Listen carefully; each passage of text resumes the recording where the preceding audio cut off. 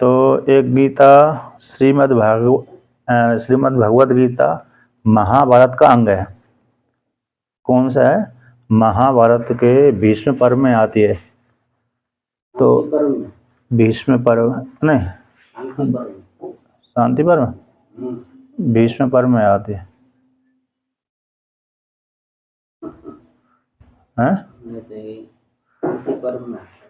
भीष्म पर्व मतलब युद्ध क्षेत्र आता है, तो युद्ध क्षेत्र में आती है। तो उसमें ये वर्णन आता है, युद्ध क्षेत्र के बीच में आता है महाभारत का। अच्छा, ये गीता भी है ना, महाभारत संजय ने जब सुनाई, तो संजय ने जब सुनाई तो महाभारत युद्ध 10 दिन का हो चुका था। भीष्म पितामह सरसैया पे लेट चुके थे, तो संजय महाराज पांडवों से और कौरवों से आज्ञा लेकर के हस्तिनापुर में आए। तब धृतराष्ट्र को उन्होंने सुनाया। उन्होंने कहा कि आज अरे कुरुवंश का सूर्य अस्त हो गया है। तो अर्थात धृतराष्ट्र से कहा कि आज कुरुवंश का सूर्य अस्त हो गया है। तो जब ऐसे ही सुना तो उसको झटका लग गया धृतराष्ट्र को, राजा धृतराष्ट्र को।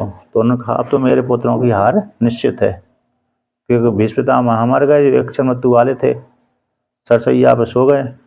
तो निश्चित रूप से अब मेरी पुत्रों की हार निश्चित है। तो उसी काल से उनको इस प्रकार से धक्का लग गया। फिर बाद में उन्होंने कहा युद्ध क्षेत्र में क्या क्या हुआ है वो मेरे को वर्णन करिए, सुनाइए शुरू से ही, मैं श्रवण करना चाहता हूँ। तो सबसे पहले संजय महाराज ने धृतराष्ट्र को, राजा धृतराष्ट्र को क्या सुनाया? पूरे ब्रह्मांड का वर्णन सुनाया। ब्रह्मांड का वर्णन करने के पश्चात फिर उन्होंने महाभारत में जो घटना हुई थी, कौरवों में पांडवों में संधि को लेकर के, युद्ध को लेकर के, सारे उद्योग को वहाँ पर सुनाया। और जब तक संजय महाराज ने सुनाई नहीं, कथा नहीं सुनाई, तब तक उनके पास में दिव्य दृष्टि भी नहीं थी।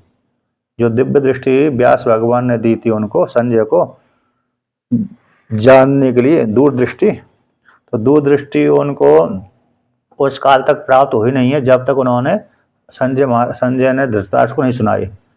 और जैसे ही महाभारत युद्ध समाप्त हो गया, दुर्योधन मारा गया, उसी काल में दिव्य दृष्टि भी अदृश्य हो गई, क्योंकि दूसरे के द्वारा दी गई थी, यानी व्यास भगवान के द्वारा दी गई थी। इस हेतु से जब तक महाभारत चलता रहा तब तक उनको दिव्य दृष्टि बनी रही। और जैसे ही दुर्योधन मरा, उसी समय उनकी दिव्य दृष्टि भी लोप हो गई। तो इस प्रकार से यानी 10 दिनों तक ही दिव्य दृष्टि उनकी, 8 दिनों तक, 8 दिन पर्यंत तक ही उनके पास में दिव्य दृष्टि रही थी। और जब प्रयोग कब की थी उन्होंने? युद्ध होने के 10 दिन बाद। जब तक युद्ध क्षेत्र में रहे तब तक उनके पास में दिव्य दृष्टि नहीं थी। इस हेतु से उस काल में उन्होंने भगवान कृष्ण का जो विराट स्वरूप है ना, उसका दर्शन नहीं किया। विराट स्वरूप का दर्शन संजय महाराज ने युद्ध क्षेत्र में बिल्कुल भी नहीं किया, क्योंकि दिव्य दृष्टि उनके पास में आई नहीं थी। और जैसे ही धृतराष्ट्र के पास में गए तो उन्होंने पूछा क्या क्या हुआ था, घटना सुनाइए। उसी काल में ही दिव्य दृष्टि उनके पास में अभिव्यक्त हुई थी। तो फिर उन्होंने पूरा विस्तार पूर्वक वर्णन किया था इस प्रकार से। तो 10 दिन के बाद ही गीता सुनाई गई है। अब यहाँ पर इसके जो वेदांत के जिज्ञास अधिकारी हैं, वही गीता के अधिकारी हैं। विषय कौन से?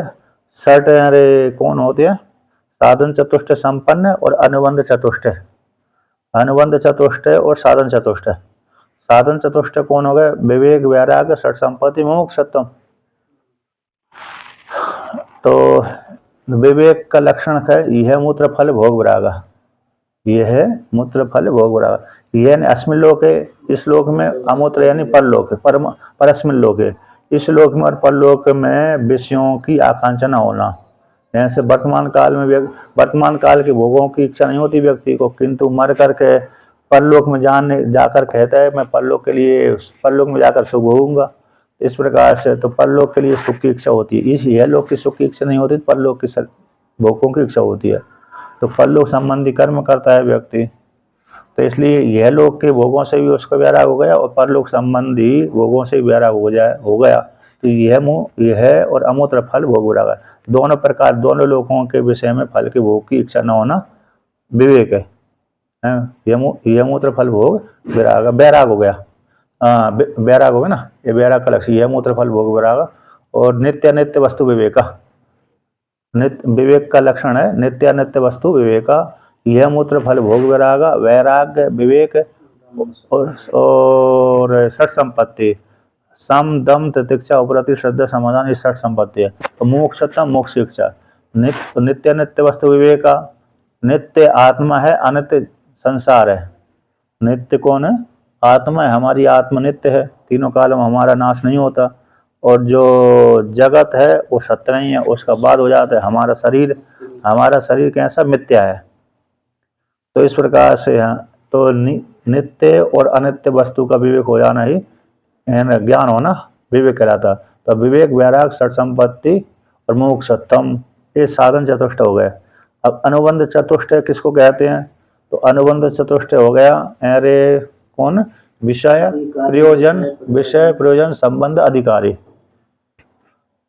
तो विषय हो गया, प्रयोजन हो गया, संबंध हो गया, अधिकारी, ये साधन, ये अनुबंध चतुष्ट कहलाते हैं। अनुबंध चतुष्ट का लक्षण है, आवाज कैसे गड़बड़ आ रहे? नेट तो सही चल रहा है। तो देखिए मतलब क्या है, जो मोक्ष अनुबंध चतुष्ट है, कौन है? विषय प्रयोजन संबंध अधिकारी। तो ये चार जो होते हैं, तो उसमें विषय हो गया जीव परमात्मा की एकता, है ना। मोक्ष जीव और परमात्मा की एकता ही यहाँ पर विषय है। विषय ब्रह्म है, नारायण परमात्मा। विषय प्रयोजन क्या है? सुख की प्राप्ति, दुख की निवृत्ति। सुख की प्राप्ति, दुख की निवृत्ति प्रयोजन होगा। विषय संबंध क्या है? प्रतिपाद्य प्रतिपादक भाव संबंध। प्रतिपाद्य और प्रतिपादक भाव संबंध, ये संबंध हो जाता है। प्रतिपाद्य कौन है? ईश्वर, परमात्मा, आत्मा, ये प्रतिपाद्य। प्रतिपादन कौन कर रहा है? भगवान की वाणी। भगवान की जो वाणी है गीता, वो प्रतिपादन कर रही है, उसी तत्व का प्रतिपादन कर रही है। तो संबंध हो गया। व्याप्य व्यापक भाव संबंध, प्रतिपादक भाव संबंध। और इस प्रकार से एक व्याप्य व्यापक है ना, कहीं जगह व्याप्य व्यापक बोल देते हैं संबंध को लेकर के, और कहीं विषय जीव और परमात्मा की एकता, इसका विषय मुख्य प्रयोजन। तो सुख की प्राप्ति, दुख की निवृत्ति। सुख की प्राप्ति, दुख की निवृत्ति प्रयोजन होता है। हर व्यक्ति सुख चाहता है ना, दुख नहीं चाहता, दुख को हटाना चाहता है और सुख चाहता है। और मोक्षोत्तम किसको है? जो मोक्ष इच्छा है, अधिकारी हो गया, अधिकारी मोक्षोत्तम। तो ये चार अनुबंध चतुष्ट कहलाते हैं। इसका लक्षण है ग्रंथ अनुबंधत्व का लक्षण आता है। ग्रंथ प्रवृत्ति प्रयोजक ज्ञान विषयत्व अनुबंधत्व। ग्रंथ की प्रवृत्ति, ग्रंथ किसमें प्रवृत्त है? सुख की प्राप्ति में, दुख की निवृत्ति में, परमात्मा को बोध कराने में। ग्रंथ की प्रवृत्ति में हेतु, ग्रंथ की प्रवृत्ति में हेतु कौन है? प्रयोजक, लगाने वाला। ज्ञान विषयत्म, किसके लिए लगा रहा है? कि सुख की प्राप्ति के लिए, दुख की निवृत्ति के लिए और स्वरूप को बोध कराने के लिए। तो उसको बोलते हैं अनुबंधत्व। ग्रंथ की प्रवृत्ति का हेतु, ज्ञान को विषय करने वाले ग्रंथ को क्या बोलते हैं? अनुबंधत्व कहते हैं। अब कहते हैं जो कोई भी ग्रंथ है, ग्रंथ के प्रसिद्धि के लिए, प्राप्ति के लिए, प्रवेश करने के लिए, ये दो अनिवार्य कहते हैं। एक लक्षण आता है प्रयोजन, संबंध के साथ प्रयोजन को।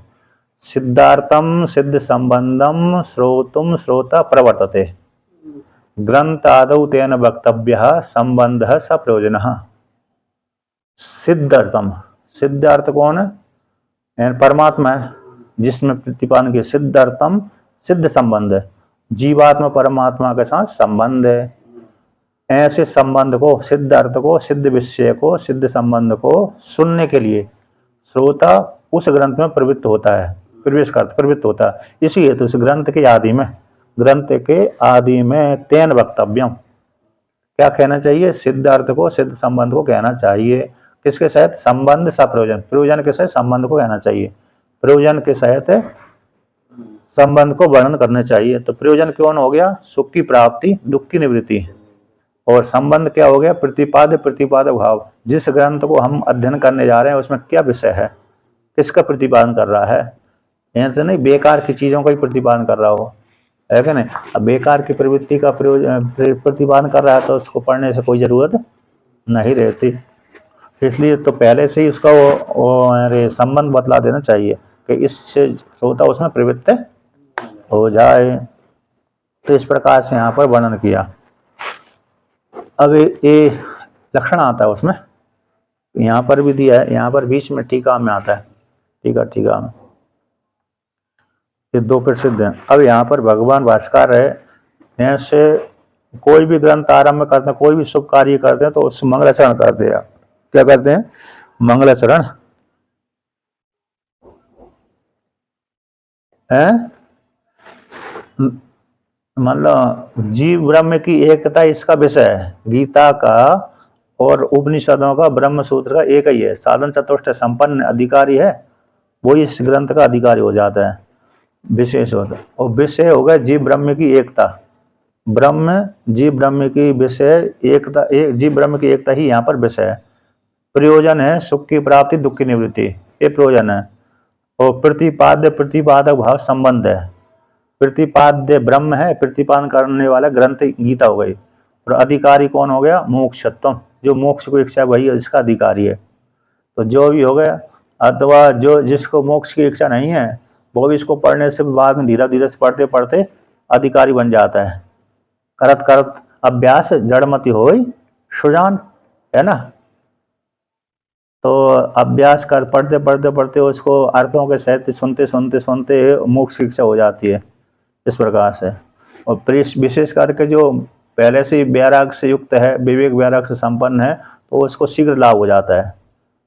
और जिसको वैराग्य कम है तो संबंध का अर्थ होता है परमात्मा और उसको बोध कराने वाला। तो उसको दूसरे, उसको ब्रह्म विषय है, उसको विषय को एक ग्रंथ बोध करा रहा है, इस संबंध कहलाता है। प्रतिपाद्य प्रतिपादक भाव संबंध उसका दूसरा अर्थ कहते हैं। विषय ब्रह्म है, उस ब्रह्म का ज्ञान कराने वाले को संबंध कहते हैं। ज्ञान कराने वाले ग्रंथ को, ज्ञान कराने वाले को, जो ग्रंथ को विषय कहते हैं। विषय विषय विषय भाव संबंध तो प्रतिपादक भाव संबंध। तो प्रतिपाद्य ब्रह्म है और प्रतिपादन करने वाले ग्रंथ है, प्रतिपादन करने वाला, है ना। तो ज्ञान के द्वारा विषय, विषय ज्ञान रूप जो विषय है, ज्ञान रूप जो विषय है, उस विषय के द्वारा विषय कौन, परमात्मा। तो परमात्मा के स्वरूप का बोध कराया जाता है। तो ये हो गए उसका संबंध, प्रतिपाद्य प्रतिपादक वह संबंध। विषय के द्वारा, विषय के विषय के द्वारा, विषय यानी ज्ञान, विषय यानी ज्ञान के द्वारा विषय जो परमात्मा है उसका बोध करा रहा है, यही संबंध हो गया। यानी कौन सा, प्रतिपाद्य प्रतिपादक भाव संबंध अथवा विषय विषय संबंध है। अधिकारी मोक्ष ही होता है, जो मोक्ष को एक चाहता है। जो जैसे यहाँ पर तो मोक्ष का अधिकारी है, और अन्य वो दूसरे ग्रंथों को पढ़ने के लिए जानने की जिज्ञासा हो गई, वो अधिकारी हो जाता है। जिस विषय को पढ़ता है वो उसका अधिकारी हो जाता है, रुचि जिसकी जिसमें है। तो यहाँ पर मोक्ष की इच्छा वाले ही इसका अधिकारी होते हैं विशेष करके, है ना। क्योंकि आत्म स्वरूप का ही वर्णन कर रहा है ये तो, आत्म स्वरूप का वर्णन कर, जगत का वर्णन तो है ही नहीं, जगत का तो मिथ्या सिद्ध करके आत्म स्वरूप का वर्णन कर रही है ये गीता शास्त्र। इसलिए इसका अधिकारी कौन होगा, मुमुक्षुत्तम। जो वेदांत का अधिकारी हैं वही गीता शास्त्र के अधिकारी हैं, इस प्रकार जानना चाहिए। 10 उपनिषद के, जो 10 उपनिषद उपलक्ष्य से उपनिषदों के जो अधिकारी होते हैं वही अधिकारी इस गीता शास्त्र के हैं, इस प्रकार है। बार बार प्रश्न करता रहेगा। तो देखिए अब, अच्छा मंगलाचरण को लेकर के आता है। तो मंगलाचरण, हम जो भी कोई कार्य करते हैं, जो भी कोई कार्य करते हैं तो कार्य करने से पहले मंगलाचरण किया जाता है। तो श्रेयांसी बहुविघ्नानि, एक बात कहते हैं श्रेय मार्ग में बहुत से विघ्न आते हैं। तो श्रेय मार्ग में जब बहुत से विघ्न आते हैं तो इसलिए उस विघ्नों को हटाने के लिए श्री गणेश किया जाता है, मंगलाचरण किया जाता है। तो पातंजलि योग दर्शन में आता है कि 3 मंगलाचरण करना चाहिए। किसमें? महाभाष्य पतंजलि के द्वारा रचित है, जो व्याकरण के ऊपर भाष्य लिखा है उसको महाभाष्य बोलते हैं। तो उसमें लिखा है कि आदि मध्य और अंत है, 3 आदि में, मध्य में और अंत में 3 मंगलाचरण करना चाहिए। कि आदि में क्या हो जाता है कि आदि में करने से जो ग्रंथ के विघ्न आ रहे हैं उसकी निवृत्ति हो जाती है। पहला मंगलाचरण करने से जो प्रतिबंधक लग रहे हैं, दो कमी हो रही है अथवा रुकावट आ रही है, रुकावट को मंगलाचरण प्रतिबंधक बोलते हैं। तो ग्रंथ की जो प्रवृत्ति होती है लिखने की, जो जिस काल में इच्छा होती है उस काल में प्रतिबंधक आ जाते हैं, कोई ना कोई समस्या आ जाती है। इसलिए उस समस्या को हटाने के लिए, प्रतिबंधक को हटाने के लिए पहला मंगलाचरण हो गया। कभी कभी व्यक्ति का प्रतिबंधक नहीं रहते तो उसको नहीं करता, किंतु बहुत से व्यक्ति को प्रतिबंधक बहुत बने रहते हैं तो बीच का मंगलाचरण कर देते हैं। तो अन्य जो बचे हुए प्रतिबंधक को हटाने के लिए बीच में मंगलाचरण कर देते हैं। तो बीच का अन्य अवशेष है प्रतिबंधक को, कि अंतिम वाला तो कोई जरूरत नहीं है, कि अंतिम वाला जो मंगलाचरण होता है ग्रंथ की प्रसिद्धि के लिए, विस्तार के लिए, कि मेरा जो ग्रंथ है विस्तार को प्राप्त हो जाए अर्थात प्रसिद्ध हो जाए। तो पहला और मंगलाचरण, बीच का मंगलाचरण तो हो गया प्रतिबंधक को हटाने के लिए, और अंतिम वाला मंगलाचरण हो जाता है ग्रंथ की प्रसिद्धि के लिए। तो इसलिए पतंजलि के द्वारा रचित महाभाष्य में ऐसा वर्णन किया, आदि मध्य और अंत में। तो उसी प्रकार से यहाँ पर भी आदिगुरु शंकराचार्य भगवान मंगलाचरण कर रहे हैं। तो यहाँ पर किसका? परमात्मा, क्योंकि परमात्मा ने गाया है इसलिए परमात्मा के नाम ले यहाँ पर ले रहे हैं। तो इसलिए मंगलाचरण को यहाँ पर उच्चारण करते हैं। यहाँ का मंगलाचरण, ओम नारायण परो व्यक्ता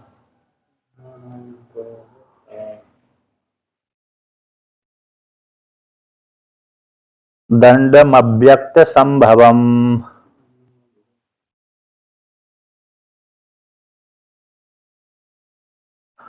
अंडस्यांतस्त्विमे लोकः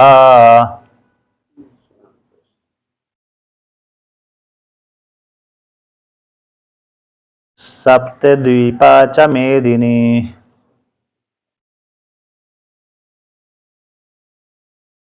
आप इसको ले सकते हैं, इसको देख सकते हैं। ठीक है। हाँ, तो देखिए, तो कहते हैं ओम परमात्मा का वाचक। यद्यपि यहाँ पर एक श्लोक का ओम नहीं है, एक इसका श्लोक है, ये स्वतंत्र ही है, लिख देते। जैसे ओम शब्द क्यों लिख देते हैं? तो ओम शब्द इसीलिए लिखते हैं कि शास्त्र में वर्णन आता है कि ग्रंथ का आरंभ करने से पहले ओम का उच्चारण करना चाहिए और ग्रंथ समाप्त हो जाने के पश्चात ओम शब्द का उच्चारण करना चाहिए।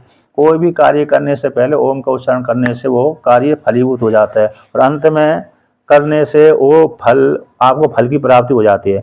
आदि में और अंत में ओम का उच्चारण करना चाहिए। इसलिए जहाँ भी श्रुति का पाठ आता है सबसे पहले ओम शब्द लिख लेते हैं, ओम। तो क्योंकि आदि और अंत में ओम उच्चारण करने से उस कर्ता को फल की प्राप्ति होती है, और जहाँ पर आदि और अंत में ओम उच्चारण नहीं करते तो उस काल में कर्ता को फल की प्राप्ति नहीं होती, ऐसा शास्त्र में आता है। इसी हेतु से जितने भी श्रुतियाँ आरंभ करते हैं वहाँ पर ओम शब्द का उच्चारण कर देते हैं। यद्यपि श्रुति में ओम अंग नहीं है, श्रुति का भाग ओम नहीं है, जहाँ पर ओम भाग है वहाँ तो ठीक है, लेकिन जहाँ पर भाग नहीं है, अंग नहीं है, तो वहाँ पर कैसे हो जाता है? ओम उच्चारण के लिए है, मतलब किसके लिए? सीधा सीधा उसी के लिए है, मंगलाचरण के रूप में है। और ओमकारश्चात शब्दश्च द्वावेत ब्रह्मणा प्रह कंठम भित्वा विनिर्यातो तस्मात् मांगलिक वा भुभौ। तो ओमकार और अत, ये दोनों शब्द कैसे परमात्मा के मुखारविंद से सबसे पहले उत्पन्न किए, अभिव्यक्त किए। कंठम भित्वा, कंठ को भेदन करके सबसे पहले परमात्मा ने उच्चारण किया था ओम शब्द, और अत शब्द का उच्चारण किया था। फिर ओम शब्द के द्वारा सारे वेद उत्पन्न हो गया, इस प्रकार से।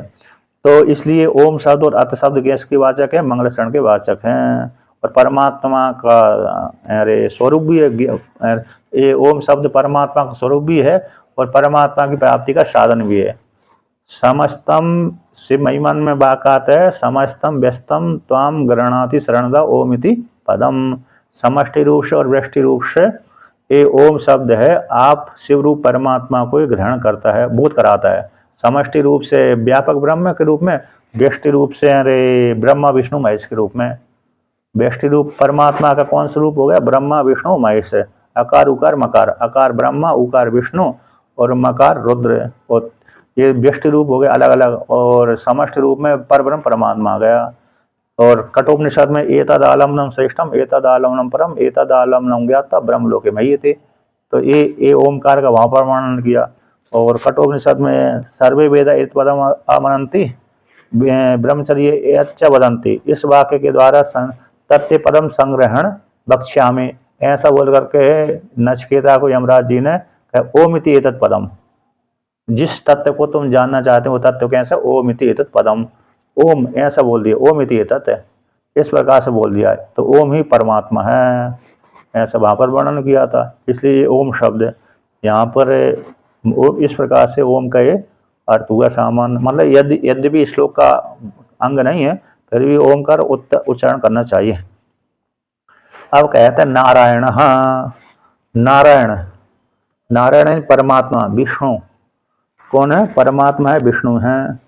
तो विष्णु परमात्मा कहते हैं। नारायण शब्द किसका वाचक है? तो मनुस्मृति आती है। आपो नारा इति प्रोक्तः, आपो वै नर सूनवः, ऐनम तस्यतः पूर्वम तेन नारायणः स्मृतः। ये मनुस्मृति का पहले अध्याय का 20वां श्लोक है। कहते आपो नारा इति प्रोक्तः, आप यानी जल, जल को नार कहते हैं। जल को क्या बोलते हैं? नारा, नार कहते हैं। और आपो वही नर सूनवा, और आप से ही जल से ही अरे नर की उत्पत्ति होती है। कैसे? नाराक परमात्मा से। अतो यहाँ पर कहते हैं तो ये दूसरे कैसे है? आपो वही नर सूनवा, नर की उत्पत्ति नारायण से जल की उत्पत्ति होती है। यहाँ पर कहते हैं नारायण रूप परमात्मा के सूनवा अपत्यानि नारयति आपा। तो अरे जल है ना, जल, जल परमात्मा रूप विष्णु के पुत्र कहलाते हैं, यानी जीवात्मा, जीवात्मा है परमात्मा के पुत्र कहलाते हैं।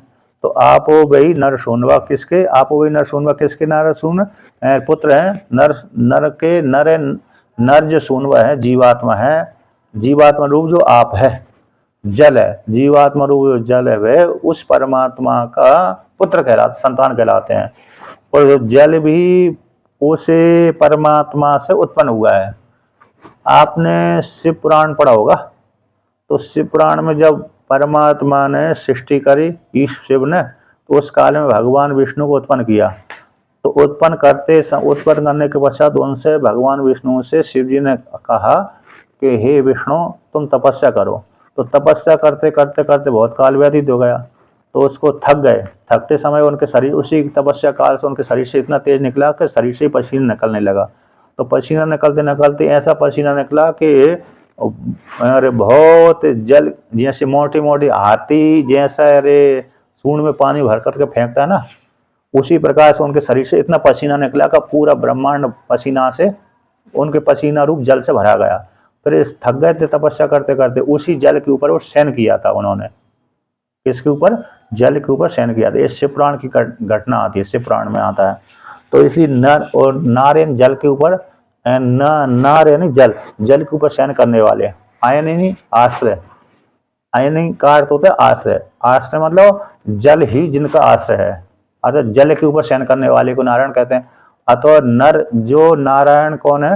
अर्थात जो जल को उत्पन्न करने वाले। तो जल को उत्पन्न करने वाले, जल रूप उत्पन्न करने वाले और जल रूप जीवात्मा को उत्पन्न करने वाले, ऐसे जीवात्मा की जो गति है, ऐसो जीवात्मा की जो गति है उसको बोलते नारायण।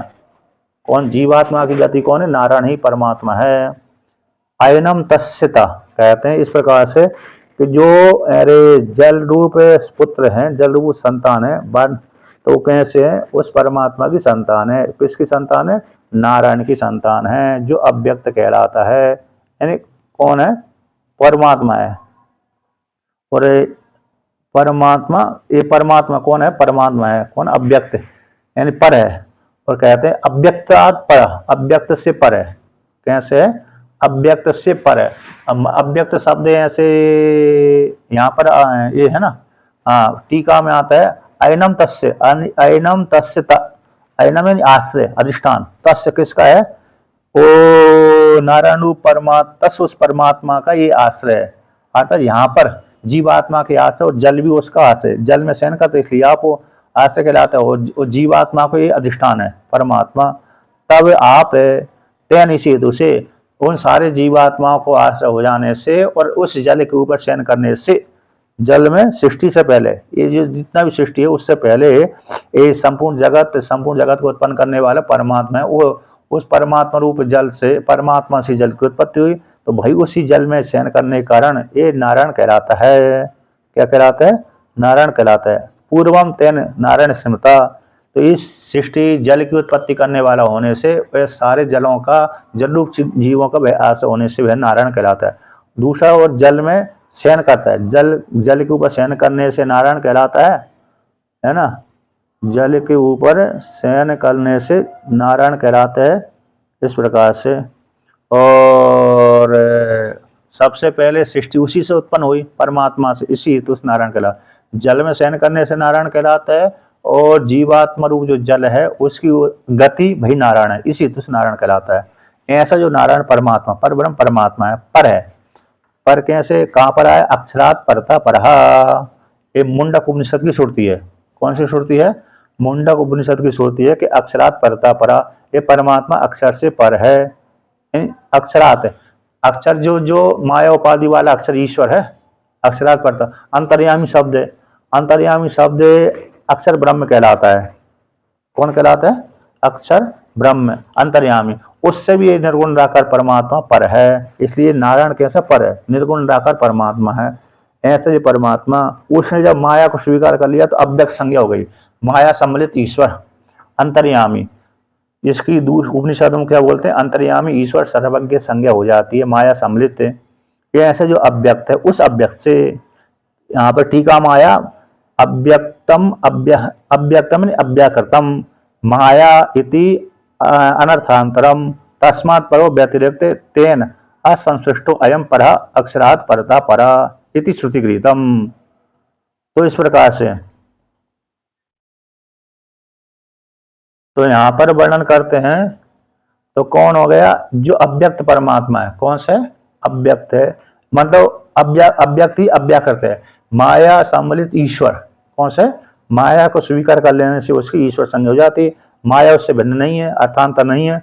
ऐसे उस माया से अर्थांतर नहीं, ऐसा जो अव्यक्त है उस अव्यक्त से पर, उससे माया से युक्त न होने वाला पर परमात्मा कहलाता है। वो उसमें प्रमाण कौन सा है? अक्षरात् परतः परः, ये मुंडक उपनिषद की श्रुति है। अक्षर से वो पर है क्या नहीं? नींद आ रही? तो कहते हैं अक्षरात् पर, तो अक्षरात् परतः परः, अक्षर से पर है ऐसा जो परमात्मा है। तो ऐसा नारायण रूप परमात्मा है, उस परमात्मा ने जब माया स्वीकार कर ली उससे उसकी अव्यक्त संज्ञा हो गई। तो ऐसे अव्यक्त संज्ञा से अंडम अव्यक्तम संभवम, अंड यानी पंचभूतों की उत्पत्ति कर दी। तस्मात् व तस्मात् आत्मनाकाश संभूता, आकाशाद वायु हो, वायोश्च तेज, तेजसा तेज है ना, तेजसा आपो, आपः पृथिव्याम, पृथ्वी। तो आप से कैसे? जल। आकाश से, अरे उस ईश्वर से, ईश्वर रूप आत्मा से, सबल ब्रह्म से, ईश्वर से, अंतर्यामी से, अरे आकाश उत्पन्न हुआ, आकाश से वायु उत्पन्न हुई, वायु से तेज उत्पन्न हुआ, तेज से जल उत्पन्न हुआ और जल से पृथ्वी उत्पन्न हो गई। अब इसके पश्चात उसने क्या किया? परमात्मा ने, तो कहते परमात्मा ने अपन उसके संकल्प से, माया को लेकर संकल्प से पंचीकरण कर दिया। मतलब अपंचीकृत पंच महाभूतों से उनके 5 ज्ञान इंद्रिय सात्विक अंश को निकाल करके 5 भूतों की जो तीन गुण वाली माया से जो पंचभूत उत्पन्न किए थे ईश्वर ने अपने शरीर से, तो ऐसे 5 भूत उत्पन्न करके उसके सात्विक अंश, 5 भूतों के सात्विक अंश और 7 राजस अंश है। तो सात्विक अंश से 5 ज्ञानेंद्रिय और 4 अंतःकरण बना दिए सात्विक अंश से, और 5 राजस अंश से 5 कर्मेंद्रिय और 5 प्राण बना दिए। इनको मिला करके लिंग शरीर हो गया। तो समष्टि जो लिंग शरीर है, समष्टि जो लिंग शरीर है उसको हिरण्यगर्भ कह दिया। और व्यष्टि लिंग हो गया कौन? तेजस। व्यष्टि जो लिंग हो गया वो तेजस कहलाया, और समष्टि लिंग कौन हो गया? हिरण्यगर्भ। तो ऐसे अव्यक्त रूप जो ईश्वर है, अव्यक्त रूप जो ईश्वर है, उस ईश्वर से अंडम अंडम अव्यक्त संभवम, अंड जो अव्यक्त यानी 1 नंबर टिप्पणी में अपंचीकृत पंचभूतात्मक हिरण्यगर्भ तत्व उत्पन्नम, हिरण्यगर्भ की उत्पत्ति हो गई। उस ईश्वर से क्या उत्पन्न होगा? जो अपंचीकृत पंच महाभूतों का अभिमानी देवता है, अगर लिंग शरीर, समष्टि लिंग शरीर की उत्पत्ति हो गई। समष्टि लिंग शरीर हिरण्यगर्भ की उत्पत्ति हो गई। अब कहते हैं उसी हिरण्यगर्भ के, तो अंडस्य, तो अंडस्य यानी हिरण्यगर्भस्य, उसी अंड यानी हिरण्यगर्भ के कहते अंत जो भीतर है, हिरण्यगर्भ के भीतर ही ये आते हैं। लिंग शरीर यदि धारण न करे तो स्थूल शरीर कैसे हो जाए? नष्ट हो जाए। तो वही धारण करता है, लिंग शरीर इसको धारण करता है, स्थूल शरीर को। यदि स्थूल शरीर, तो दोनों के एक दूसरे के पूरक हो। स्थूल शरीर के बिना लिंग शरीर भोग नहीं पाता, और लिंग शरीर के बिना स्थूल शरीर ठहर नहीं पाता। लिंग शरीर के बिना स्थूल शरीर ठहर नहीं पाता, और स्थूल शरीर के बिना लिंग शरीर भोग नहीं पाता। तो इस प्रकार से, तो अंडस्य यानी हिरण्यगर्भ के, अंतस्य यानी भीतर, भीतर ईमेलोका, क्योंकि हिरण्यगर्भ व्यापक होता है। कैसा होता है? व्यापक भी है और सूक्ष्म भी है। व्यापक भी है और सूक्ष्म भी है। स्थूल शरीर की अपेक्षा व्यापक भी है और सूक्ष्म ही है। तो ऐसा जो हिरण्यगर्भ के भीतर, अंड के भीतर ईमेलोका, ईमेलोक जो 5 मतलब कौन से लोग हैं? अब जो सात्विक अंश से राजस अंश हिरण्यगर्भ बन गया था, लेकिन जो तामस पंचभूतों के तामस अंश है ना, उसके पंचीकरण कर देने से ये हमारे सामने दिखने वाला पंच जो दिखने लगा, कौन दिखने लगा? पृथ्वी आदि दिखने लगी। जब तक अपंचीकृत पंच महाभूत होते हैं तब तक हमारे शरीर, हमारी चक्षु इंद्रिय से और जगत दिखता नहीं है। जगत कब दिखता है? जब तामस अंश को लेकर के पंचीकरण कर दिया जाता है। अब 5 भूतों को ले लिया, 5 भूतों से लेकर के क्या कर दिया? तो 5 भूतों के 2-2 टुकड़े कर लिए, 10 टुकड़े हो गए, और 10 टुकड़े में से फिर 5 के आधे टुकड़े में से पुनः 4-4 टुकड़े कर दिए। तो एक आधा टुकड़ा ले लिया, एक भूत का आधा टुकड़ा ले लिया, और अन्य 4 भूतों के छोटे छोटे टुकड़े ले लिया। एक एक एक अरे हाँ, एक उसका भूत का पंचीकरण हो गया। उसी प्रकार से दूर से भूत का पंचीकरण करना है तो दूसरे भूत का आधा टुकड़ा ले लिया, और अन्य अन्य जो 4 भूत हैं, पृथ्वी जल तेज, तेज है वायु आकाश, इनका एक एक टुकड़े ले लिए, तो वो दूसरे भूत का पंचीकरण हो गया। तीसरे भूत का पंचीकरण करना है तो आधा ले लिया, और अन्य 4 भूतों के पृथ्वी जल तेज वायु आकाश के एक एक टुकड़े ले लिए। मतलब उनमें से जिसका जिसका लिया है आधा उसका नहीं लेना है, जिसका आधा लिया है उसका छोटा टुकड़ा नहीं लेना है ना।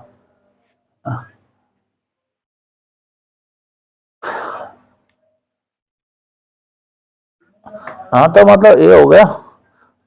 अब जिसको परसेंट का ही मालूम नहीं है तो उसको उसको ऐसा मानना है कि एक बाजार से 5 फल लेके ब, नहीं, चलो बाजार से 5 फल लेके आए, बाजार से 5 फल लेके आए, मेहमान भी हमारे पास में 5 हैं, उनको सभी को देना है 5 फल देना है।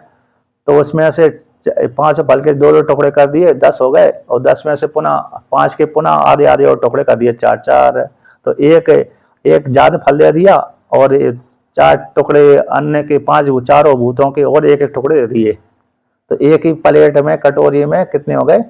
सबसे अच्छा दृष्टांत यही होता है, बाजार से 5 फल खरीद कर ले आइए, 5 प्रकार के।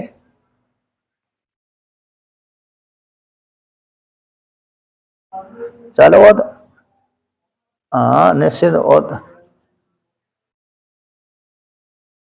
चलो इतना इतने इतना वो तो पंच सामान्य बात है, उसको इस प्रकार समझना है क्या ना। तो इस प्रकार हाँ, तो देखिए एक भूत का आधा ले लिया और अन्य भूतों के एक एक टुकड़े, चार चार जो दूसरे आधे आधे के जो चार टुकड़े किए थे बराबर, तो उसका एक एक टुकड़ा ले लिया। तो एक भूत का पंचीकरण, दूसरे भूत का पंचीकरण भी आधा भूत, आधा आधा टुकड़ा प्रधान हो गया और बाकी आधे टुकड़े के जो चार चार टुकड़े किए थे उसमें से एक टुकड़ा लेने तो वो गुण हो गया। तो इस प्रकार से पृथ्वी जल तेज वायु आकाश पांचों भूतों के पंचीकरण हो गया। तो इसलिए जहां जिस भूत का आधा है ना ज्यादा, तो ज्यादा हो जाने से तदवादस तदवादा, ब्रह्म सूत्र एक सूत्र आता है, कौन सा आता है? तदवादस तदवादा आता है। जिस भूत की ज्यादा अरे मात्रा होती है वो शरीर प्रधान कहलाता है। इसलिए हमारा शरीर कौन सा प्रधान है? पृथ्वी प्रधान है, क्योंकि आधा भूत पृथ्वी का है। पृथ्वी जल वायु तेज आकाश है, वायु है हमारे जल तेज वायु आकाश, ये हमारे शरीर में कम है। इस हेतु से हमारा शरीर कैसा? पृथ्वी प्रधान होने से भारी हो जाता है। अब जल के भीतर रहने वाले जो जीवों का शरीर है तो उसमें जल प्रधान है, पृथ्वी अरे तेज और वायु आकाश कम कम है, इसलिए उनकी गौणता हो जाती है। और जो सूर्य लोक में रहने वाले जीवों का शरीर तेज प्रधान हो गया, तो पृथ्वी तेज प्रधान है, फिर उनका आधा भाग तेज है और बाकी पृथ्वी जल और वायु और आकाश गौण है, छोटे छोटे कण टुकड़े हुए हैं।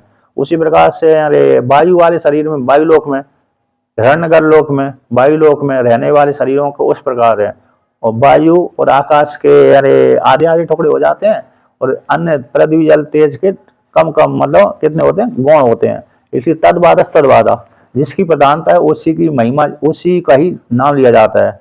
वो शरीर वाले की पृथ्वी प्रधान होते हैं मानव शरीर कहलाते हैं, और जली प्रधान होते हैं जली शरीर कहलाते हैं, और तेज प्रधान होने से तेजी शरीर कहलाते हैं, और वायु प्रधान होने से वायु शरीर कहलाते हैं, आकाश प्रधान होने से आकाशीय शरीर कहलाते हैं।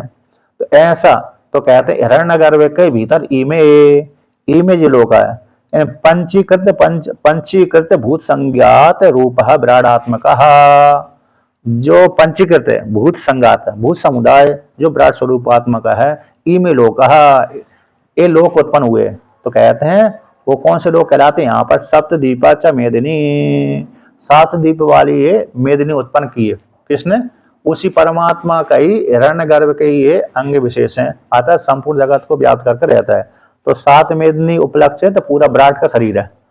कितना हो गया? हमारे एक शरीर में अभिमान करने वाले को विश्व कहते हैं, वो संपूर्ण शरीर में अभिमान करने वाले को विराट कहते हैं। पृथ्वी उपलक्षित भूर्भुवः स्वः महा जना तप सत्यम, और अतल वितल सुतल तलातल रसातल महातल पाताल, ये हो गया ना। तो ये 14 लोक ही उस विराट का शरीर है। किसका हो गया? 14, 7 नीचे के लोग, 7 ऊपर के लोग, चार 3 विहारती में अरे अंतर्भूत कर दो भूर्भुवः स्वः, और चाहे तो अतल भूर्भुवः स्वः महाजना तप सत्यम अतल वितल सुतल तलातल रसातल महातल पाताल, ये 7 में अंतर 14 में अंतर्भूत कर दो। ऐसे 14 लोकों का ही शरीर विराट शरीर कहलाता है। ऐसे सप्तदीपा च मेदिनी, 7 दीप वाली जो मेदिनी है उसमें 3 नंबर टिप्पणी में दिया है 7 दीप कौन कहलाते हैं? कहते हैं जम्बू दीप, प्लक्ष दीप, सालमली दीप, सालमणि दीप, कुशदीप, कुशदीप, क्रौंच दीप, साग दीप, पुष्कर दीप, ये 7 दीप वाली ये पृथ्वी कहलाती है ना। हम किस द्वीप में रहते हैं? कहते हैं हम जम्बू द्वीप में रहते हैं। जम्बू द्वीपे भारत खंडे भारतवर्षे, जम्बू द्वीपे भारतवर्षे भारत खंडे, जम्बू द्वीपे भारतवर्षे भारत खंडे, किस में रहते हैं? जम्बू द्वीपे भारतवर्षे भारत खंडे। जम्बू द्वीप हो गया बहुत बड़ा हो गया, उसमें भारतवर्ष उसके अंतर्गत आ गया, भारतवर्ष के भीतर भारत खंड आएगा, भरत खंड, भारतवर्ष के बीच में, भारतवर्ष के बीच में भीतर भरत खंड आएगा, उस भरत खंड में हम रहते हैं, है ना। वर्ष बड़ा है, वर्ष कैसे बड़ा है और खंड छोटा है, इस प्रकार से। तो खंड भी ये हो गया, अरे कहाँ से? वहां से, यहाँ खंड भी है ना भरत खंड। तो अरे कैकय देश है, कैकय देश से लेकर ना सिंधु देश से, सिंधु देश से लेकर के इधर अरे जो लंका तक यहाँ तक भारत खंड कहलाता है। लंका से लेकर के अरे सिंधु देश तक इतना एक हो गया, और इधर कैलाश मानसरोवर हो गया, और कैलाश मानसरोवर के इधर है, अरे बर्मा हो गया, बर्मन। इतना इतना भूभाग को भारत खंड कहते हैं, क्योंकि जहां तक पांडवों ने विजय प्राप्त करी थी वो भारत खंड में ही विजय प्राप्त करी थी, यहीं तक उन्होंने। इसके फिर आगे फिर उधर आगे नहीं गए। तो इस प्रकार से तो इतने जो भारत खंड कहलाता है। तो यहाँ पर 7 द्वीप वाली, हम जो जम्बू द्वीप में रहते हैं ऐसे, तो 7 द्वीप वाली जो मेदनी है वो सारे लोग किसके, विराट के हैं, विराट आत्मा का। विराट आत्मा का के अपंचीकृत पंच महाभूत हिरण्यगर्भ के भीतर रहता है, और हिरण्यगर्भ इसी के शरीर में प्रवेश करके रहता है। लिंग शरीर किस में रहता है, विराट शरीर में रहता है, और विराट शरीर किस में रहता है, लिंग शरीर में रहता है। क्योंकि एक दूसरे के बिना एक दूसरे रह नहीं सकते और भोग नहीं कर सकते। लिंग शरीर के बिना हम स्थूल शरीर भोग नहीं सकते, भोग नहीं हो सकता है ना, और स्थूल शरीर के बिना लिंग शरीर नहीं ठहर सकता। इस प्रकार से अब आगे वर्णन करते हैं। तो यहाँ पर भगवान भास्कर आप कहते हैं, तो इस वाक्य इस जो वाक्य है, इन वाक्यों के माध्यम से क्या सिद्ध कर दिया। मैं तो मैं तो टीका से पढ़ाता हूँ, टीका वाली है मेरे पास तो। हाँ कैलाश की है मेरी तो। आप कैलाश की मंगा लो, चाहे अरे दक्षिणामूर्ति से मंगा लो, काशी से दक्षिणामूर्ति मठ की।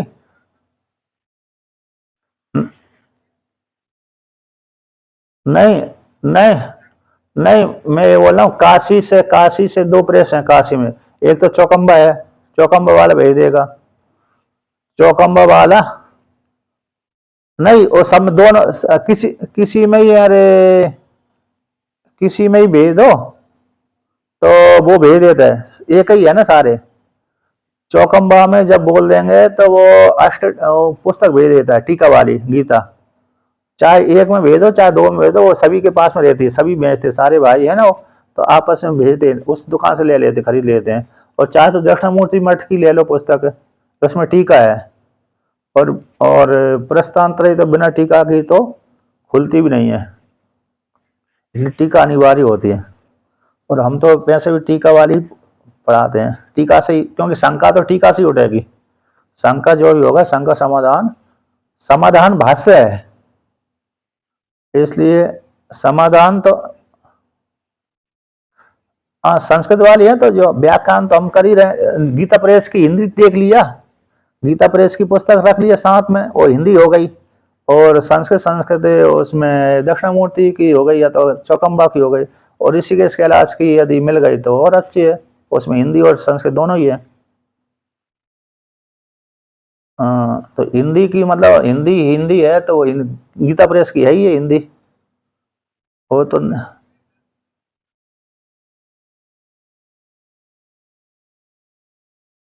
नहीं नहीं हमको नहीं पढ़ाना है। आप गीता प्रेस से सुनिए, बढ़िया अच्छा है क्या नहीं। क्योंकि शंका और समाधान विशेष करके टीका से ही होता है।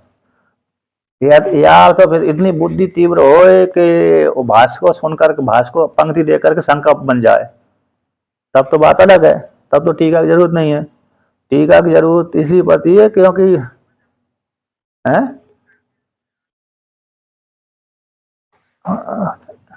प्रश्न, क्योंकि टीका से ही प्रश्न बनते हैं ज्यादातर।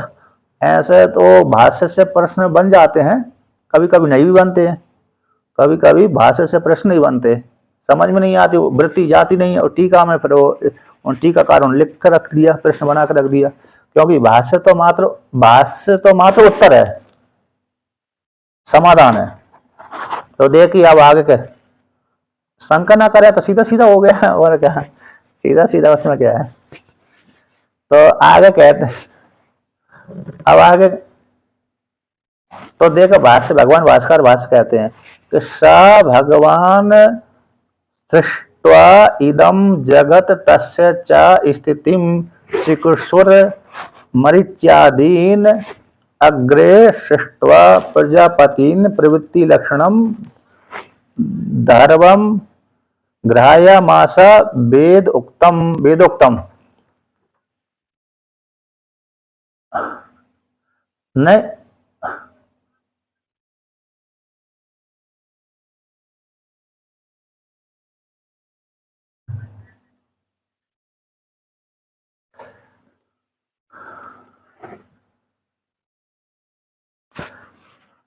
तो देखिए यहां पर वर्णन करते हैं कि स भगवान, भगवान यानी परमात्मा जिसने माया को स्वीकार कर लिया है, ऐसे जो परमात्मा है भगवान है, उस भगवान ने, अच्छा ये इस वाक्य को लेकर के नारायण शब्द को लेकर के यहाँ पर जो नारायण शब्द आया ना, उसमें विषय यही नारायण है। कौन है विषय? परमात्मा ही यहाँ पर विषय, विषय प्रयोजन संबंध अधिकारी यहाँ पर इस वाक्य के द्वारा मंगलाचरण के द्वारा वर्णन कर दिया कि सब भगवान जो माया को स्वीकार करके अंतर्यामी परमात्मा ने, निर्गुण निराकार परमात्मा ने माया को स्वीकार करके उसकी भगवान संज्ञा हो जाती है। भगवान संज्ञा तभी होती है जब माया को स्वीकार करता है। माया को जब तक स्वीकार नहीं किया तब तक उसकी भगवान संज्ञा भी नहीं है, नाम भी नहीं है, क्योंकि निर्गुण निराकार परमात्मा का ना तो नाम है ना ही रूप है। ऐसा जो परमात्मा जिसने माया को स्वीकार कर ली, अपनी शक्ति को स्वीकार कर ली, उसकी भगवान संज्ञा हो गई। ऐसे भगवान ने सबसे पहले पंचभूतों का निर्माण कर दिया, पंचीकरण करके जगत का निर्माण कर दिया। इसके पश्चात अब जिस जगत का निर्माण किया उसको स्थिति रखने के लिए, बनाने के लिए हमने घर बना लिया। अब उसको देखभाल करने के लिए, रक्षा करने के लिए किसी को नियुक्त नहीं किया, तो जो बना हुआ घर भी कैसे हो जाता है? कुछ काल के बाद नष्ट भ्रष्ट हो जाता है। होता नहीं होता? जो हमने घर बनाया है उसको यदि हमने देखभाल नहीं किया, उसकी रक्षा करने के लिए किसी को नियुक्त नहीं किया, तो वो घर भी कैसे हो जाता, कुछ काल के पश्चात नष्ट भ्रष्ट हो जाता। उसी प्रकार से परमात्मा ने जगत का निर्माण तो कर दिया, अब निर्माण करने के पश्चात उसको रक्षा करने के लिए, व्यवस्था करने के लिए भगवान ने इनकी उत्पत्ति करी। तो जो भगवान है, तो भगवान के विषय में लक्षण आता है। कहाँ पर आता है लक्षण? तो मेरी पुस्तक में, आपकी पुस्तक में, तो मेरी पुस्तक में, तो मेरी पुस्तक में तो है, आपकी पुस्तक में होगा। अरे कितने, तीसरे अध्याय के 36वें श्लोक के ऊपर है, भगवान का लक्षण आया वहां पर। स भगवान ऐश्वर्यस्य समग्रस्य धर्मस्य यशसः श्रियः वैराग्यस्यातः मोक्षस्य शरणं भग इतिंगना। इन तीसरे अध्याय के 36वें श्लोक के ऊपर, गीता प्रेस की पुस्तक में देख लो चाहे कहीं में, तीसरे अध्याय के 36वें श्लोक के ऊपर आया है। 37वां श्लोक हो गया था, 37वें श्लोक के ऊपर भाष्य में। 37वां श्लोक जब चालू होगा, 36 खत्म होगा, 37वां चालू होगा, तब वहां पर आया है। तो ऐश्वर्य समग्र से, संपूर्ण ऐश्वर्य, संपूर्ण धर्म और संपूर्ण यश और संपूर्ण श्री यानी लक्ष्मी और संपूर्ण वैराग्य और संपूर्ण मोक्ष जिसके पास में, ये 6 जिसके पास में उसको भग कहते हैं। भग यानी ऐश्वर्य होता है। और फिर इसी को भग जिसके पास में, षड ऐश्वर्य जिसके पास में, उसको भगवान कहते हैं। दूसरा लक्षण है, विष्णु पुराण का ये श्लोक है, उत्पत्तिम पल्यम चैव भूतानाम अगतिम गतिम वेत्ति विद्याम अविद्याम च स वाच्यो भगवान इति। उत्पत्ति को जानता है और प्रलय को भी जानता है। कब उत्पत्ति मैंने करी और प्रलय कब करूंगा ये जानता है। भूतों की गति को जानता है, कहाँ जाएंगे, और अगति कहाँ से आ रहे हैं इसको भी जानता है। विद्या को भी जानते हैं और अविद्या को भी जानते हैं। ऐसे जानने वाले को भगवान कहते हैं। ये विष्णु पुराण का श्लोक है, 6ठे अध्याय के 5वें खंड का, मतलब 6ठे खंड का, 6ठे, विष्णु पुराण में क्या आता है, स्कंद आते हैं, खंड आते हैं। तो इस खंड जो विष्णु पुराण के 6ठे खंड का 5वें अध्याय का 74वां और 78वां श्लोक है। उसमें जो भी होगा खंड होगा अथवा खंड अथवा तो अंश संज्ञा दे दिया। जैसे भागवत में स्कंद बोल दिया, भागवत में स्कंद बोल देते हैं, अरे शिव पुराण में उसको संहिता बोल देते हैं, उसमें फिर अध्याय। तो इस प्रकार से 6-4 ऐसे बोल दिया। तो ऐसे जो भगवान है, उस भगवान ने, अंतर्यामी परमात्मा ने, इदम सृष्टवा, इदम दृश्यमान जगतम सृष्टवा, है जगत का सृजन करके, जगत का, तस् उस जगत की स्थिति बनाने के लिए, स्थिति रक्षा करने के लिए, रक्षा की इच्छा हो जाने पर। चिकित्सुर, चिकित्सुर शब्द यहाँ पर कर्तव्य इच्छा थी, चिकित्सा जो करने की इच्छा है, अर्थात किसकी करने की इच्छा, रक्षा करने की इच्छा से। क्री धातु से सन प्रत्यय कर दिया, क्री धातु से सन प्रत्यय करने पर सन प्रत्यय किसके अर्थ में होता है, इच्छा अर्थ में होता है। तो ऐसी रक्षा करने के लिए उसने कहा, बनाया, मन बनाया, क्योंकि मैंने जगत का सृजन किया, अब इसको रक्षा करने के लिए किसी को नियुक्त नहीं करूंगा तो फिर ये नष्ट भ्रष्ट हो जाएगा। तो इसलिए उसको जगत को बनाने के लिए उस परमात्मा ने, ईश्वर ने, अंतर्यामी ब्रह्म ने, यानी नारायण परमात्मा ने के किसकी रचना करी, मरीचियादीन अग्रे शिष्ट प्रजापतिन प्रवृत्ति लक्षणम धर्म गृहायमाशा। तो जो मरीचि आदि, मरीचि आदि, मरीचि है, अंग्या है, अत्रि है, वशिष्ठ है, अरे और कौन है, पुलय है, पुलय पुलस्त है।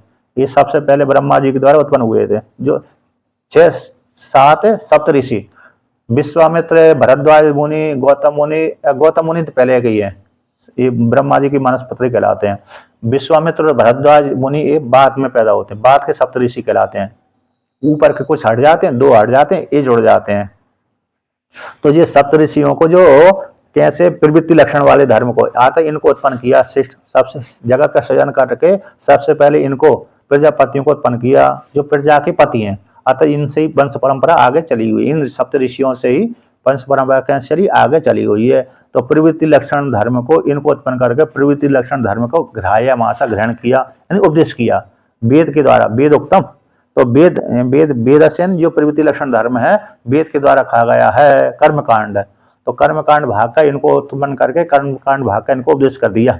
तो इनके माध्यम से फिर कर्मकांड करके लोक की स्थिति बनी रही। तो यहाँ पर लोक की स्थिति मतलब कर्मकांड करेगा तो व्यक्ति यहाँ पर भी सुरक्षित रहेगा, परलोक में जाकर के भी सुरक्षित रहेगा। इसलिए ग्राह्यम वेद उत्तम, वेद के द्वारा कहा गया कर्मकांड को इन्होंने उत्पन्न करके इनको दे दिया। किनको दे दिया, अरे सप्तऋषियों को दे दिया, प्रजापतियों को दे दिया। तो इसलिए रक्षा करने के लिए एक लक्षण आता है, छत्रस्य छत्रत्वेन प्रसिद्धम धर्म, जैसे छत्र का धर्म रक्षा करना होता है ना। टीका में आया है। अच्छा, आपके पास किसी के पास टीका ही नहीं है ना, अच्छा अच्छा। तो छत्रस्य छत्रत्वेन प्रसिद्धम धर्म, छत्र का जो क्षत्रिय धर्म है प्रसिद्ध है, रक्षा करना, क्षत्रिय रक्षा करना। तो इसी प्रकार से परमात्मा ने जो देव है सर्वज्ञ ईश्वर ने, उसने जगत की रक्षा करने के लिए इन सप्तऋषियों आदि प्रजापति की उत्पत्ति करी थी। उत्पत्ति करके सबसे पहले कर्मकांड संबंधी वेद इनको उपदेश कर दिया। कर्मकांड पूरा वेद उपदेश किया, मतलब विशेष रूप से इनको कर्मकांड संबंधी उपदेश कर दिया प्रजापतियों को, जिससे जगत की रक्षा होती रहे, स्थिति बनी रहे। कहते जगत कर्म कांड में फंसे रहेंगे तो ज्ञान कांड का क्या हो जाएगा। तो ज्ञान कांड के लिए सनक आदियों की उत्पत्ति करने के लिए वर्णन करते हैं। ये प्रवृत्ति लक्षण वाले धर्म को ग्रहण कर दिया और निवृत्ति वाले दो प्रवृत्ति, वेद कैसा है, प्रवृत्ति वाला है और निवृत्ति कराने वाला है। वेद कैसा है, वेद के 2 भाग कर दिए, प्रवृत्ति परक और निवृत्ति परक। तो प्रवृत्ति कराने वाला वेद कर्मकांड उपासना कांड हो गया, निवृत्ति कराने वाला वेद कैसा हो गया, मोक्ष को देने वाला हो गया। तो प्रवृत्ति वाला तो उपदेश कर दिया कर्मकांड संबंधी, अब निवृत्ति कराने वाले वेद को उत्पन्न, वेद को किसके लिए दिया जाए, तो इनको उत्पन्न करके दे दिया। ततो अन्यांश्च सनक सनंदनादीन उत्पाद्य निवृत्ति लक्षणम धर्मम ज्ञान वैराग्य लक्षणम ग्रहायामास। कहते हैं उसी प्रकार से, तथा जिस प्रकार से प्रवृत्ति लक्षण वेदों को उपदेश किया कि इनको मरीचि आदि को उत्पन्न करके इनको वेद के द्वारा कहा गया प्रवृत्ति लक्षण धर्म को उपदेश कर दिया जगत की स्थिति बनाने के लिए। उसी प्रकार से जगत को स्थिति के लिए और मोक्ष की प्राप्ति के लिए इनको उत्पन्न करके अन्यान किनको, सनक आदि को, सनक, सनंदन, सनातन, सनत कुमार, इन चारों भाइयों को, है ना, इनको किसको, इन चारों भाइयों को उत्पन्न करके और भी उत्पन्न किए। इन चारों को अकेले नहीं, और भी ब्रह्मा जी के जो मानस पुत्र होते हैं, बहुत से मानस पुत्र हैं जो जिन्होंने गार्हस्थ्य जीवन स्वीकार नहीं किया, जिन्होंने गार्हस्थ्य जीवन स्वीकार नहीं किया, उनको तो उन्होंने क्या दी, उन क्या स्वीकार किया कि हम तो जगत में नहीं जाना है, हमको विवाह आदि स्वीकार नहीं करना, ग्रहण नहीं करना, हमको मोक्ष की इच्छा है। इसलिए उनके लिए सनक सनंदन आदियों के लिए उनको उत्पन्न करके निवृत्ति लक्षण जो धर्म है आता उपनिषद कांड, ज्ञान कांड, निवृत्ति लक्षण है ना, तो निवृत्ति लक्षण धर्म का उपदेश कर दिया। ज्ञान वैराग आदि लक्षणम ग्रहायमासा, तो ज्ञान वैराग से युक्त होकर के व्यक्ति निवृत्त हो जाता है, सम दम तितिक्षा उसके साधन है ज्ञान वैराग्य के लिए सम दम तितिक्षा उपरति श्रद्धा समाधान आदि है। टीकाकार इस टीका में वर्णन किया विवेक वैराग्य अतिशय समाधि अतिशय गम्यते। विवेक वैराग्य का साधन कौन है? सम दम आदि है। विवेक वैराग्य की प्राप्ति में साधन कौन है? समदम। और समदम की प्राप्ति में भी साधन कौन है? विवेक वैराग्य। विवेक है, विवेक नहीं हो तो समदम का कैसे ज्ञान? यानी बाहर की इंद्रिय रोकना और अंदर की इंद्रिय रोकना समदम कहलाता है। सम यानी अंतर इंद्रिय निग्रह, अंतःकरण को रोकना, और दम मतलब अरे ज्ञान इंद्रिय कर्म इंद्रिय को रोकना। तो इसके लिए जब तक ज्ञान नहीं होगा तब तक व्यक्ति समदम नहीं कर सकता, और समदम नहीं होगा तब तक ज्ञान विवेक वैराग्य भी नहीं होगा। समदम नहीं होगा तो विवेक वैराग्य नहीं होगा। इसलिए विवेक वैराग्य के अतिशय में समदम हेतु है। कौन है? समदम तितिक्षा उपरति श्रद्धा समाधान, षट संपत्ति उसकी हेतु बनते हैं। और समदम की प्राप्ति में हेतु कौन बनता है? ये विवेक है ना, ज्ञान, सामान्य ज्ञान। इस प्रकार से एक दूसरे पूरक हैं। तो इस प्रकार से यहाँ पर उन्होंने ग्रहण किया, अतः इनको उत्पन्न किया। तो इस प्रकार से यहाँ पर वर्णन करते हैं। तो प्रवृत्ति, तो परमात्मा ने प्रवृत्ति लक्षण धर्म और निवृत्ति लक्षण धर्म इनको उत्पन्न करके उपदेश कर दिया। फिर इसके माध्यम से जो जिज्ञासु रहा, तो मोक्ष इच्छा रही, तो उन्होंने सनक आदि ऋषि हैं, सप्त ऋषि, सनक सनंदन आदि, उन्होंने ज्ञान का उपदेश किनको किया? अन्य ऋषियों को किया जो मोक्ष इच्छा। जैसे नारद जी को छांदोग्य उपनिषद में आता ही है। तो सनत कुमार उपलक्षित स्कंद भगवान ने तो नारद भगवान को उपदेश किया था, तरति शोकम आत्मवेद। इस वाक्य के द्वारा मैं शोक ब्रह्मवेत्ता रे शोक संसार सागर रूप जो शोक है उससे पार हो जाते हैं। सनत सुजाति उनको किया, धृतराष्ट्र को किया सनत सुजाति। विदुर जी नहीं किया, विदुर जी ने उनको आह्वान करके उन धृतराष्ट्र को किया था। हाँ तो देख तो यहाँ पर तो जो भी ज्ञान के जिज्ञासु थे, मोक्ष के जिज्ञासु थे, उन्होंने तो सनत कुमार आदि उपलक्षित जो नेक्स्ट ब्रह्मचारी या तो मोक्ष निवृत्ति परायण जो थे, उन्होंने ज्ञान का उपदेश किया। और इस प्रकार से उनकी आगे परंपरा चलती रही। और जिसको घर जीवन की इच्छा थी, उन्होंने घर जीवन करके कर्मकांड करके आगे जगत की स्थिति बनी रही।